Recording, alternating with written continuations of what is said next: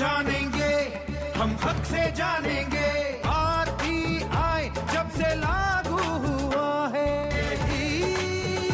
RTI का नारा। नमस्कार, मैं हूं अशोक श्रीवास्तव और आप देख रहे हैं जानने का हक। जून का महीना है और इस जून के महीने में इस वक्त डीडी न्यूज अपनी एक खास श्रृंखला, खास सीरीज आपके बीच ला रहा है और वो सीरीज है आपातकाल का सच। क्योंकि 40 साल पहले, जी हां 40 साल पहले 26 जून 1975 को देश में इमरजेंसी लगी थी, आपातकाल लगा था और नागरिकों की तमाम सुविधाएं जो हैं, वो नागरिकों के जो तमाम अधिकार हैं उनको एक तरह से जब्त कर लिया गया था, उनको बंदी बना लिया गया था।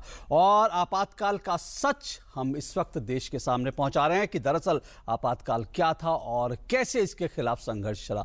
लेकिन जब जून के महीने की बात चलती है तो जून का महीना देश के जो इतिहास है, आज़ादी के बाद का इतिहास है, वो एक और चीज़ के लिए याद रखा जाना चाहिए। और वो जो चीज़ है वो ये है कि जून के महीने में ही, जी हां, जून आज के 10 साल पहले 2005 में जून का ही महीना था जब देश के आम नागरिकों को आज़ादी के बाद का उनका सबसे बड़ा अधिकार मिला था। और ये अधिकार है सूचना का अधिकार, आरटीआई एक्ट यानी आरटीआई कानून। और इस आरटीआई कानून को 10 साल हो गए और आज के इस कार्यक्रम में जानने का हक में आज हम खास इसी पर बात करेंगे कि ये 10 साल, बीते 10 साल में ये कानून, सूचना का अधिकार कानून कहां से लेकर कहां तक पहुंचा और बीते 10 साल को कैसे देखा जाना चाहिए। क्या देश में पारदर्शिता और जवाबदेही बढ़ी है आरटीआई एक्ट आने के बाद, आरटीआई कानून आने के बाद? इस पर हम बात करेंगे। और क्या देश में हम कह सकते हैं कि ये 10 साल पारदर्शिता के साल रहे, इसी पर आज हम चर्चा करेंगे। और हमारे साथ आज खास मेहमान जो मौजूद हैं, मैं उनका एक एक करके परिचय करा दूं। हमारे साथ श्रीधर आचार्युलु साहब हैं दिल्ली स्टूडियो में। श्रीधर आचार्युलु साहब केंद्रीय सूचना आयुक्त हैं। और हमारे साथ सुभाष अग्रवाल जी हैं, देश के जाने माने आरटीआई एक्टिविस्ट। हमारे साथ अवधेश कुमार जी हैं दिल्ली में, देश के वरिष्ठ पत्रकार, स्तंभकार और टेलीविजन पैनलिस्ट। और हमारे साथ मुंबई स्टूडियो से जुड़ रहे हैं शैलेश गांधी जी। शैलेश गांधी जी पूर्व सूचना आयुक्त हैं, पूर्व केंद्रीय सूचना आयुक्त हैं और आज की तारीख में और सूचना आयुक्त होने से पहले भी और आज भी वो आरटीआई एक्टिविस्ट की तरह से काम कर रहे हैं। आप चारों का बहुत बहुत शुक्रिया हमारे साथ इस चर्चा में जुड़ने के लिए। इससे पहले कि हम इस चर्चा को शुरू करें, आगे बढ़ाएं, दरअसल देखते हैं, एक स्टोरी देखते हैं हमारे संवाददाता संतोष चौधरी की दरअसल ये 10 साल जो हैं वो कैसे रहे, क्या कुछ आरटीआई से इन 10 सालों में सामने आया, क्या कुछ हासिल हुआ और कहां हम चूक गए। सूचना का अधिकार कानून ने 10 साल पूरे कर लिए हैं। इन 10 सालों में देश में हालांकि पारदर्शिता बढ़ी है, लेकिन आज भी लोगों को सूचना आसानी से समय पर नहीं मिल रही। इन 10 सालों में आरटीआई कानून को कई चुनौतियों का सामना करना पड़ा है, जिसमें सबसे बड़ी चुनौती केंद्रीय सूचना आयोग के साथ साथ देश भर के आयोगों में लंबित मामले हैं, क्योंकि इसकी वजह से सूचना के लिए सालों साल इंतजार करना पड़ता है। सूचना आयुक्तों की बहाली भी एक बड़ी चुनौती है। कानून के प्रावधानों के तहत प्रत्येक सूचना आयोग में 11 आयुक्त होने चाहिए, लेकिन केंद्रीय सूचना आयोग में इस समय सिर्फ 7 ही सूचना आयुक्त हैं। काम का बोझ कहें या कुछ और, आमतौर पर देश भर में जन सूचना अधिकारियों का रवैया आवेदनों को टालने का हो गया है। कई बार सूचना नहीं मिलती, बदले में मौत मिली है। अब एक नजर डालते हैं कि 10 साल में कितने आरटीआई कार्यकर्ताओं की हत्या हुई। 2005 से अब तक 34 से ज्यादा आरटीआई कार्यकर्ताओं की हत्या हो चुकी है। महाराष्ट्र में सबसे ज्यादा आरटीआई कार्यकर्ताओं की हत्या हुई। उत्तर प्रदेश में 15 आरटीआई कार्यकर्ताओं पर हमले हुए और 3 की हत्या हुई। बिहार में 4 आरटीआई कार्यकर्ताओं की हत्या हुई। मध्य प्रदेश में 4 आरटीआई कार्यकर्ताओं की हत्या हुई। यही नहीं, सूचना देने से बचने के लिए लोक सूचना अधिकारियों और अपीली अधिकारियों की ओर से आरटीआई कानून की धारा 8 का अपनी सहूलियत के हिसाब से तोड़ने मरोड़ने के कई उदाहरण सामने आए हैं। आरटीआई कार्यकर्ता इसकी असल वजह आयोग द्वारा इन अधिकारियों पर कानून के प्रावधानों के तहत जुर्माना न लगाना मानते हैं। आरटीआई कानून की एक बड़ी सफलता यह है कि बीते 10 साल में देश में बड़े घोटाले आरटीआई से उजागर हुए हैं। 10 साल में आरटीआई से हुए बड़े खुलासे। आरटीआई से 2G स्पेक्ट्रम घोटाले का पर्दाफाश हुआ। आरटीआई से ही कॉमनवेल्थ घोटाले का खुलासा हुआ। सूचना अधिकार कानून की बदौलत ही अवैध खनन का मामला सामने आया। मुंबई का आदर्श हाउसिंग सोसाइटी घोटाला भी सामने आया। उत्तर प्रदेश का मनरेगा घोटाला भी आरटीआई के तहत ही सामने आया। सूचना अधिकार कानून से चावल आयात घोटाला भी सामने आया। लेकिन 10 सालों में बहुत चूक भी हुई। आरटीआई कानून के तहत धारा 4 को 120 दिन के अंदर लागू करने की बात कही थी, लेकिन सच्चाई ये है कि आज भी धारा 4 पूरी तरह से लागू नहीं हो पाई है।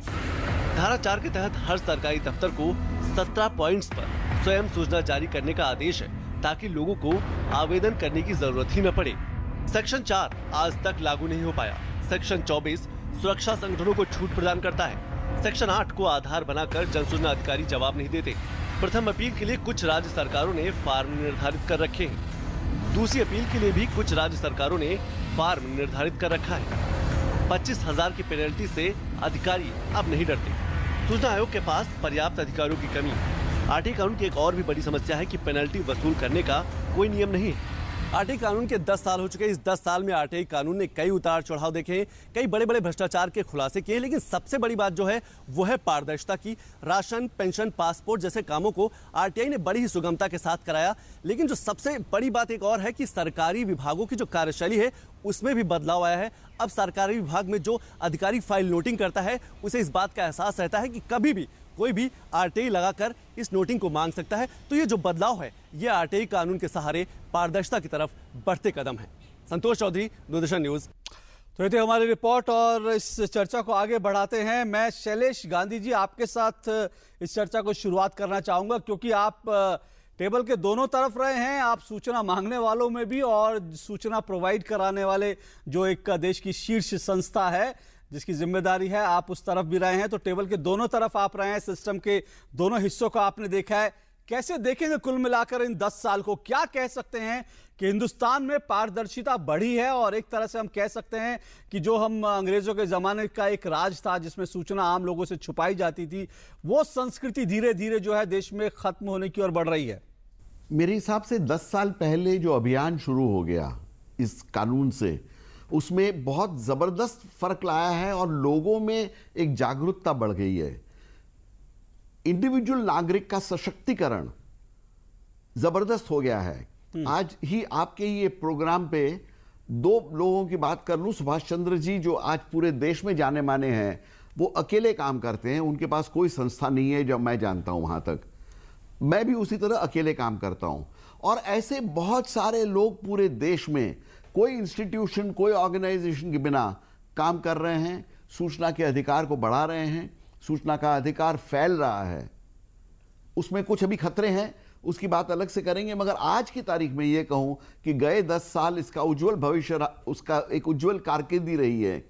और मुझे लगता है कि अगले 10 साल में यह भारत को एक वोटिंग करने वाली लोकशाही से लेके एक सक्रिय, सक्षम लोकशाही बना पाएगा। यानी आने 10 साल में आप इंपॉर्टेंट मानते हैं और आपको लगता है कि एक सशक्त लोकशाही बना पाएगा ये कानून। अवधेश जी, आप इस बात से सहमत हैं? हमारे साथ सुभाष जी हैं, जैसा कि बता रहे थे शैलेश जी की सुभाष जी जैसे लोग लगातार सूचनाएं निकालते हैं। और एक आम आदमी को भी हमने देखा कि आज एक आम आदमी भी आरटीआई कानून आने के बाद सिस्टम से के सामने सवाल उठा सकता है, सिस्टम से जवाब मांगता है और सिस्टम को जवाब देना पड़ता है। ऑफिशियल सीक्रेट एक्ट का जमाना अब लद गया। तो क्या आपको लगता है कि इन 10 सालों में वास्तव में देश में पारदर्शिता बढ़ी?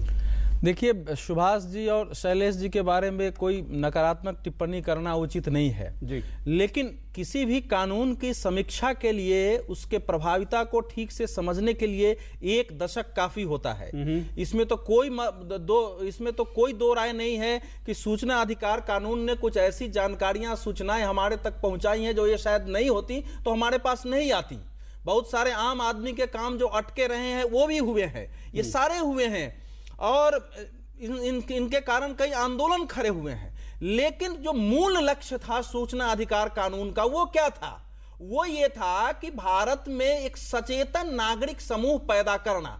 ऐसा नागरिक समूह जो कि अपने अधिकारों के प्रति, अपने कर्तव्यों के प्रति स्वयं तो जागरूक और सक्रिय हो ही हो, धीरे धीरे उसी प्रकार से बनाए। आने वाले समय में सूचना अधिकार कानून की आवश्यकता न रह जाए। देश में कोई भी किसी सूचना को रोकना चाहे, उसके विरुद्ध जनमत अपने आप खड़ा हो और स्वतंत्र और मुक्त लोकतंत्र पैदा हो। तो वो नहीं हो पाया? तो वो अगर उस कसौटी पर कसते देखते हैं तो हम पाते हैं कि उस कसौटी पर अभी हम लगभग वहीं खड़े हैं जहां 2005 में हमारी शुरुआत हुई थी, क्योंकि सत्ता का संस्कार नहीं बदला है। ये कानून निष्प्रभावी हो जाए, देश से ऑफिशियल सीक्रेट एक्ट खत्म हो जाए, जो असल में इसका लक्ष्य होना चाहिए, उस दिशा में हम कहां तक बढ़े हैं। एक दूसरा, इस कानून के साथ जो सबसे बड़ी कमजोरी रही कि इसको भी समझने के लिए विशेषज्ञों की आवश्यकता पड़ गई और आम आदमी को इसकी धारा स्वयं अपने आप समझ में आना कठिन हो गया, जबकि इसको इतना सरल बनाया जाना चाहिए था कि कोई भी आदमी पढ़ ले और अपने जाके अप्लाई कर सके। उसको भी सुभाष जी जैसे और श्री रामालो जी जैसे और विशेषज्ञों की जरूरत पड़ी, और इसके परिणाम ये हुए कि देश भर में सूचना अधिकार के नाम पर एनजीओ के ऐसे जाल खड़े हो गए जिनमें कि जैसे सत्ता के बिचौलिए होते हैं, उसमें से कुछ काम करने वाले कुछ बिचौलिए पैदा हुए। सुभाष जी, आप इस बात से सहमत है? क्योंकि अवधेश जी ने एक ऐसा बिंदु की तरफ इशारा किया जो बड़ा चुभने वाला बिंदु है। आप सहमत है इस बात से? आपको लगता है इस तरह की एक एनजीओ और बाकी संस्थाएं खड़ी होगी जो विकास के काम में दरअसल रोड़े अटका रही हैं? देखिए, जहाँ तक एनजीओ कल्चर की बात है वो एक बिल्कुल ही अलग विषय है। उसे हम सूचना के अधिकार के साथ अगर मिला जुला के देखेंगे तो ये सूचना के अधिकार का जितना महत्व है ये सब डाइल्यूट हो जाएगा। हमें इसमें जो जो अच्छाइयाँ हैं वो नोट करनी चाहिए। अब जैसे मैं बताता हूँ कि जहाँ तक कानून के सरलीकरण की बात है, ये कानून अपने आप में बहुत सरल है। मैंने कोई आरटीआई की ट्रेनिंग नहीं ली, किसी ने कोई आरटीआई की ट्रेनिंग नहीं ली, क्योंकि ये कानून सरल था। इसे सिविल सोसाइटी के मेंबर्स ने बनाया और इसीलिए ये इतना सरल भी रहा है, और इसे अगर कोई ढंग से इस्तेमाल करे तो इसमें किसी ट्रेनिंग की आवश्यकता नहीं है। कुछ हमारे संस्थाएं ऐसी थी जो कि बिल्कुल जिसे कहना चाहिए ओपेक। इसने जुडिशरी को अकाउंटेबल बनाने की दिशा में बहुत महत्वपूर्ण कदम उठाया। यहाँ तक कि जो देश का सर्वोच्च पद है प्रेसिडेंट ऑफ इंडिया का, उसमें जब मैंने पुराने जो पूर्ववर्ती राष्ट्रपति थी जी, प्रतिभा पाटिल जी के टूर्स डिटेल्स जो निकाले लगभग 200 करोड़ रुपए के, उसका नतीजा यह निकला कि आज प्रेसिडेंट ऑफ इंडिया के टूर डिटेल्स और बाकी सब से भी कह दिया गया कि आप सरकारी खर्चे पे जाने वाले टूर डिटेल उस पे डालिए वेबसाइट पे। कमी कहाँ रहती है कि सेक्शन 41B डीओपीटी का सर्कुलर 15 अप्रैल 2013 का, उसका अनुपालन नहीं हो रहा है, इसलिए आरटीआई एक्ट का इस्तेमाल करना पड़ रहा है। दूसरी कमी मैं बताता हूं कि इसका जो एक पूरक कानून था पब्लिक ग्रीवियंस रिड्रेसल का जो था, वो अभी तक नहीं आया है। श्रीधर आचार्य साहब, आपको लगता है कि ये कानून देश में एक बदलाव लाया है? आप जहां बैठे हैं आपके पास बहुत से लोग शिकायतें लेके पहुंचते हैं और बहुत से लोग आते हैं जिनको लगता है कि शायद उनकी कहीं सुनवाई नहीं हो रही। बहुत से लोगों की सुनवाई भी होती है, लेकिन बहुत से लोगों को लगता है कि दरअसल एक और सिस्टम बन गया जहां पर आप जाइए, तारीख पे तारीख पड़ेगी, धक्के मिलेगी। शिकायत आने लगे हैं ना, यही बहुत बड़ा बदलाव है। तो आदमी पूछने लगा, आदमी सचेतक बन गया, नागरिक को सूचना मिल रही है, कम मिल रही है लेकिन मिल रही है। तो this made them vibrant. All that you are seeing now, जो बदलाव आप देख रहे हैं वो सब ये सूचना की वजह से आए। अकाउंटेबिलिटी मेरे ख्याल में पब्लिक अथॉरिटी में अकाउंटेबिलिटी के बाद अब समझ में आ रहा, because of right to information act for the last 10 years। मैं ये भी बोल सकता हूँ, लाखों सरकारी दफ्तर में, पूरे देश में लाखों सरकारी दफ्तर में जो आप नहीं देखते, हम नहीं देखते। हम तो बड़ा घोटाले के बात करते हैं, छोटा घोटाले के बाद, छोटा करप्शन के बाद हम नहीं करते हैं, उस देखते भी नहीं। और छोटे आदमी का कोई अदालत में उनका कार्रवाई खराब हो गया, उसके बारे में कोई बात करते नहीं। वो आप वीवीआईपी कल्चर और स्टार लोगों का केसेस रिपोर्ट करते हैं, तो आम आदमी का केसेस जहाँ इनजस्टिस हुआ वो रिपोर्ट नहीं करते। वो ये माध्यम से, आरटीआई के माध्यम से जानकारी मांग सकते हैं, वो मिल रहा है। वो सवाल कर रहे हैं, डिस्ट्रिक्ट कोर्ट में सवाल कर रहे हैं, डिस्ट्रिक्ट कोर्ट में अगर कुछ इनजस्टिस हुआ तो वहाँ सवाल कर रहे हैं। वो अपन को दिखाई नहीं देते जी। Invisible change is there is a lot of invisible change which we are not seeing. Shailesh ji, जो अवधेश जी ने बिंदु उठाया था, उन्होंने सिर्फ कुछ एनजीओज कल्चर की तरफ इशारा किया था। मैं इसमें एक बात और जोड़ता हूं, क्योंकि आप मुंबई में, और मुंबई में ये सामने आया था कि बाकायदा एक आरटीआई गैंग पकड़ा गया था, पुलिस ने पकड़ा था, जो कि बिल्डर लॉबी के तहत काम करता था। वो जाता था तमाम बिल्डर्स के साथ, उनसे पैसा वसूलता था और कहता था कि आप उनके खिलाफ आरटीआई लगा के सूचना इकट्ठा करता था। पुलिस ने वहां पर उसको गिरफ्तार किया। इस तरह से कई हमने और भी लोगों को देखा कुछ लोग सवाल, एक अखबार में खबर आई थी, लोगों ने, किसी व्यक्ति ने सवाल पूछा था और वो सवाल ये पूछा था कि भाई ये जो भगवान के नाम पर शपथ लेते हैं, गीता की जो शपथ होती है, ये भगवान कौन है? तो इस तरह की आरटीआई भी लगती है। तो कैसे आप देखेंगे इस सारे सिस्टम को? भारत में ये बहुत अभी पॉपुलर हो गया है, हर टीवी शो में, हर प्रोग्राम में, कि वो गलत करने वाले लाभों का पहले जिक्र हो जाता है। मेरे ख्याल से इस प्रकार के लोग, कमिश्नर के तौर पे मैंने देखा है, ये 2 से 5% के ऊपर नहीं है। ये मेरे 10-12 साल का अनुभव है कि ये 2-3%, 5% के ऊपर डेफिनेट नहीं है। जो भी समाज में लोग होंगे वो हर प्रवृत्ति में आएंगे। सूचना के अधिकार में हम कहां से सिर्फ देवदूत ले आएंगे, ये तो मेरी समझ में नहीं आता है जी। मैं ये जरूर मानता हूं कि कुछ गलत होता है। और ये जो बिल्डर्स की बात हुई, उसमें तो मैं खास तौर पे ये कहना चाहूंगा, कौन से बिल्डर्स को ये ब्लैकमेल करते हैं? मैं ब्लैकमेलिंग के खिलाफ हूं, मगर कौन से बिल्डर्स को ब्लैकमेल करते हैं? जो गलत कर रहे हैं काम, जो पैसा खिला के कुछ गलत कर रहे हैं। किसको कोई ब्लैकमेल करता है? जो कुछ गलत कर रहा है उसको। बिल्डर की बात छोड़ दीजिए, मैं तो आपको एक चीज ये कहता हूं, जो कोई गलत करता है उसको और वो करना नहीं चाहिए, मगर वो समाज में हर प्रकार आदमी रहेंगे, और वो सिर्फ गलत काम की क्यों हम जिक्र करते हैं जब सूचना के अधिकार के बारे में बात करते हैं? जी, पर इसमें शैलेश जी एक बात और मैं जोड़ना चाहूंगा, और उस पर मैं सुभाष जी आपकी भी टिप्पणी लूंगा। एक रिसर्च रिपोर्ट ये भी कहती थी, करीब 1 से 2 साल पहले की रिसर्च रिपोर्ट, उसमें यह भी बताया कि जो सरकारी दफ्तरों में जो ज्यादातर आरटीआई लगती है, उसमें 50 से 60% जो आरटीआई लगती है, वो जो कर्मचारी उस ऑफिस में काम करने वाले होते हैं, वो एक दूसरे के खिलाफ लगाते हैं। एक दूसरे के खिलाफ जानकारी लगाने के लिए अपने बॉस के खिलाफ लगा दिया, किसी ने अपने साथ काम करने वाले के खिलाफ लगा दिया। जो हम थोड़ा भी गलत काम कहूं मैं, अगर सूचना के अधिकार में मेरे सामने के अपील्स को अगर एनालाइज करूं, तो 7-8% से ज्यादा कभी नहीं था, और वो भी कोई इतना मेजर नहीं था।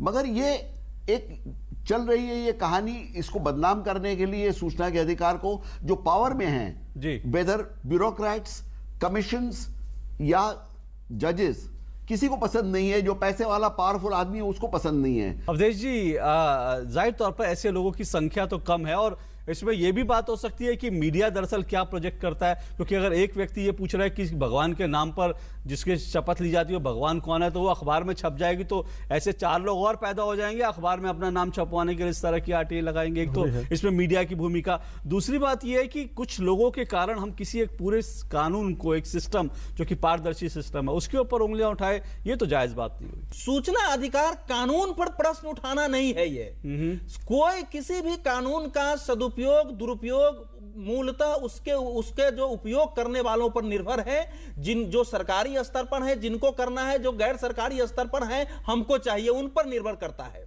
जो मुख्य काम था कि सूचना अधिकार कानून के संदर्भ में नागरिक शिक्षण करना, नागरिकों के अंदर जागरूकता पैदा करना, जो मैंने आरंभ में कहा कि एक सचेतन नागरिक पैदा करना कि इसका हम कैसे उपयोग करें, तो ताकि हमारी राष्ट्र की एकता अखंडता पर भी खतरा नहीं हो, और सत्ता से जो तंत्र से जो लोक दूर हो गया है उसमें फिर से आम आदमी और लोक की पुनर्स्थापना हो, उस तक जानकारी पहुंचे। ये नहीं कह सकते हैं कि सूचना अधिकार कानून केवल वहीं तक है जो हम श्रीधर आलू जी के पास और जो हम इनके पास देख रहे हैं। उस सूचना अधिकार के तो उसका लाभ उठा करके, और जिन लोगों ने अपनी महत्वाकांक्षाओं की पूर्ति किया है वो भी इस देश में बड़े लोग बने हैं। 10 साल में इसकी अब यह समीक्षा की जरूरत है कि इस कानून को, क्या इस कानून के बजाय दूसरा कोई ढांचा हम खड़ा कर सकते हैं। जैसे मेरा मानना है कि अब जिस ढंग से खुलापन आया है ऑफिशियल सीक्रेट्स एक्ट पर, कि पूरी समीक्षा नरेंद्र मोदी गवर्नमेंट को करनी चाहिए। बहुत सारे जब कैबिनेट के डिसीजन भी आप वेबसाइट पर डाल रहे हैं, जब आप फेसबुक ट्विटर पर डाल रहे हैं, बहुत सारे मीटिंग्स डाल रहे हैं, तो मैं मानता हूं कि ऐसे बहुत सारे खुलापन आप ला सकते हैं। टेंडर्स आप डाल रहे हैं, अपॉइंटमेंट्स की चीजें आप डालने लगे हैं, तो वो ऑफिशियल सीक्रेट्स एक्ट की अगर समीक्षा हो जाए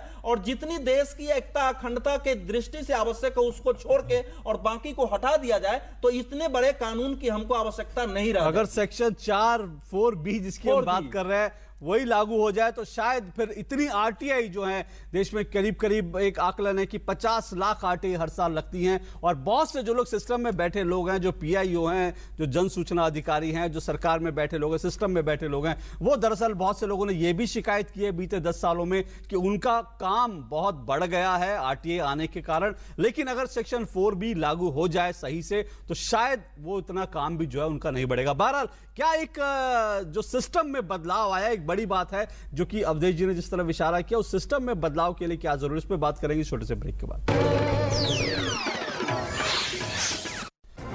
सुर्खियों की भीड़ में अहम खबरें, असल मुद्दे जो डालते हैं आपकी जिंदगी पर असर, दिन भर की हर बड़ी खबर का बेबाक विश्लेषण, सच, सटीक, संपूर्ण। न्यूज नाइट, सोमवार से शुक्रवार रात 8 से 10 बजे, सिर्फ डीडी न्यूज पर।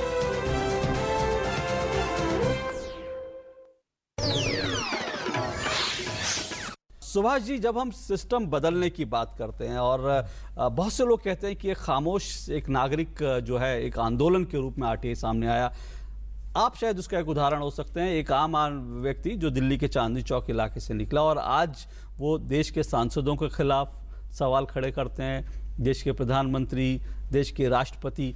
पहले ऐसा संभव नहीं था, लेकिन आज आपके पास ताकत है, आप उनसे सवाल पूछते हैं, उनके ऊपर सवाल खड़े करते हैं। क्या ये सूचना अधिकार कानून की ताकत है? बिल्कुल।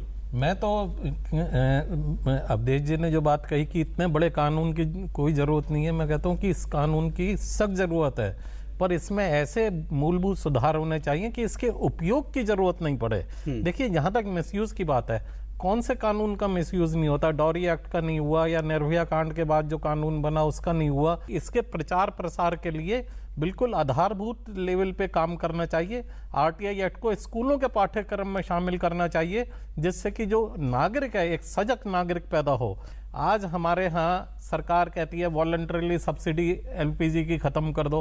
आरटीआई से खुलासा हुआ कि पहले सांसद अपनी तो सब्सिडी खत्म करें जो कैंटीन में लगी हुई है, उसके बाद एलपीजी की सब्सिडी की अपील करी जाए सरकार द्वारा। जी, आरटीआई एक बहुत बढ़िया कानून है, इसकी बहुत सख्त जरूरत है।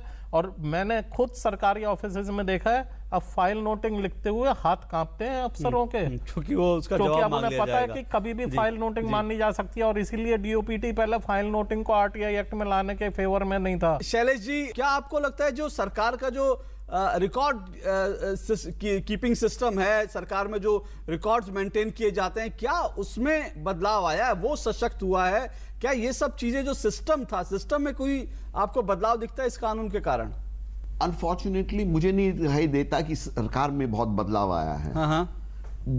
लोगों में, नागरिकों में जागरूकता आई है, लोग पूछ रहे हैं, इसके लिए बड़े रिलक्टेंटली कुछ जवाब दिए जा रहे हैं, कुछ सूचना दी जा रही है। सरकार में जो बदलाव की अपेक्षा है वो नहीं दिया जाता।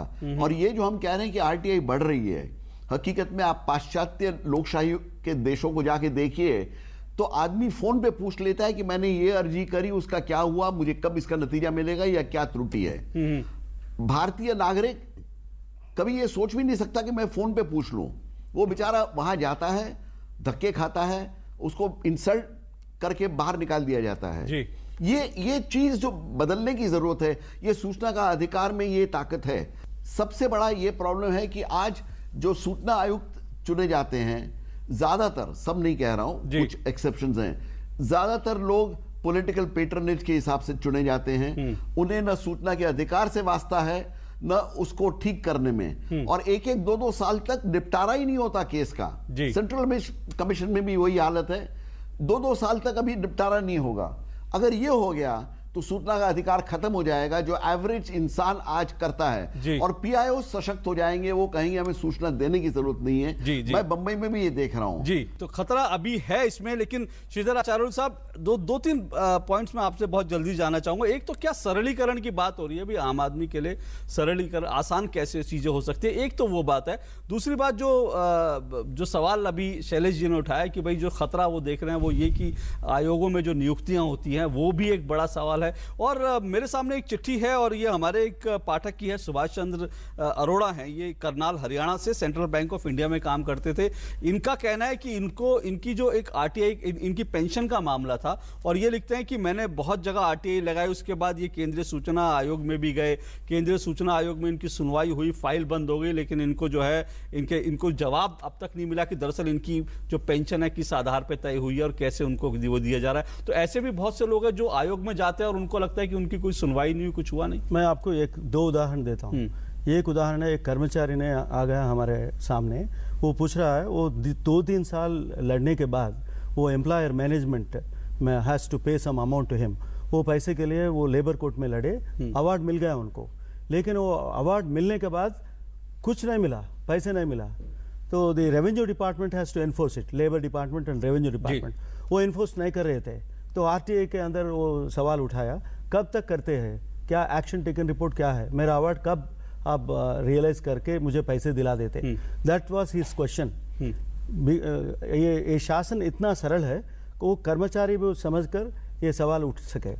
तो ये एग्जाम्पल है, ये शासन बहुत सरल है और इसका यूटिलिटी भी बहुत ज़्यादा है।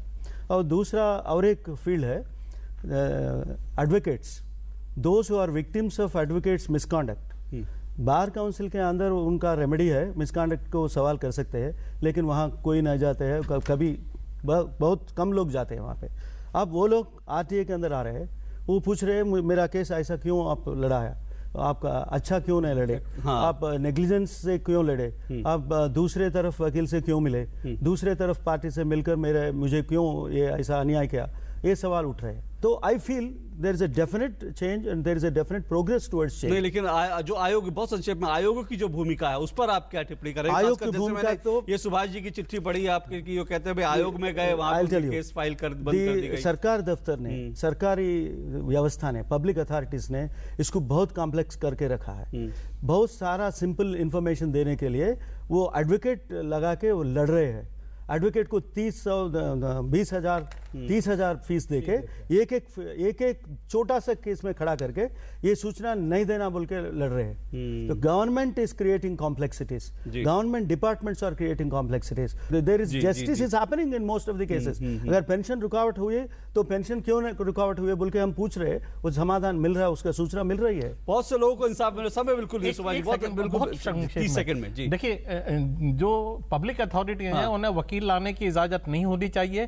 मिश्रा जी का एक जजमेंट है जिसमें उन्होंने ये पाया कि सीपीआईओ एक वकील को सिर्फ इसलिए लाया कि उसे फीस दिलवाई जा सके। मेरा अपना उदाहरण प्रोफेसर साहब के सामने आया, वहां पे मैंने देखा एक ही केस में 2-2 बार अलग अलग वकील आए और वो सिर्फ एडजॉर्नमेंट लेने के लिए आए और उन्हें 21-21 हजार रुपए की फीस दी गई एक पब्लिक अथॉरिटी से। हमने 10 साल देखे, 10 साल में इस देश में बहुत बदलाव हुए हैं और आरटीआई कानून आने से एक आम आदमी सशक्त जरूर हुआ है, लेकिन इस तरह की बहस के बाद बहुत सारी चीजें और भी सामने आती है जहां लगता है कि शायद कुछ बदलाव की जरूरत है, शायद इसको और सिंप्लीफाई करने की जरूरत है, शायद इसको और करीब ले जाने की जरूरत है और शायद सिस्टम को इस तरह से बनाने की जरूरत है कि जो लोग इसका दुरुपयोग कर रहे हैं कम से कम उनको भी रोका जा सके। ये सारी तमाम चीजें हैं, लेकिन इतना तो जरूर तय है कि जवाबदेही इस देश में तय हुई है। सूचना के अधिकार कानून ने जवाबदेही तय की है और यही इस कानून की ताकत है और यही आम आदमी की ताकत है। और फिलहाल 10 साल का हमने सफर देखा। हमारी चर्चा, हमारी बहस आरटीआई को लेकर लगातार जारी रहेगी